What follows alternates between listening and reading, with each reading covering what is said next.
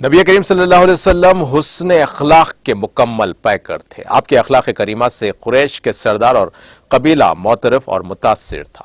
نبوت کے بعد آپ کے اخلاق حسنہ و اخلاق کریمہ، اخلاق عظیمہ سے آفاقی مذہب اسلام بڑی تیزی کے ساتھ پھیلا۔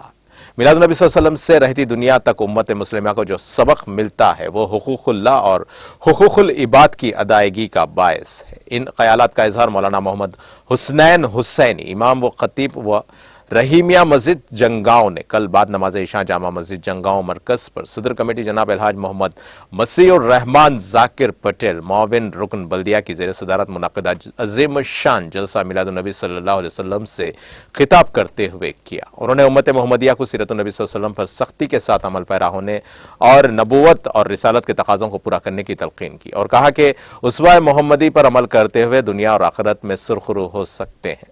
مولانا حسنین الحسینی نے اپنے خطاب میں سیرت کے واقعات پر تفصیلی روشنی ڈالی اور بتایا کہ متعدد غزوات اور قیدی بنائے گئے کفار اور مشرکین آپ کے حسن سلوک سے برتاؤ سے متاثر ہو کر مشرف با اسلام ہوئے ہیں۔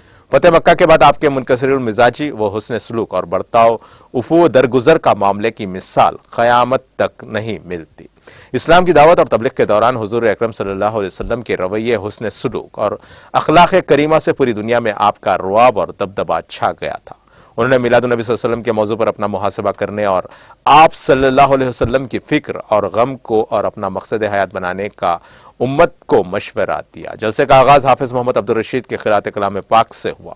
محمد خواجہ منتظر الدین، محمد خواجہ مونس الدین اور معتمد کمیٹی جناب الحاج محمد خواجہ مجتہد الدین نے اپنا نعتی کلام اور کلمات تشکر پیش کیا۔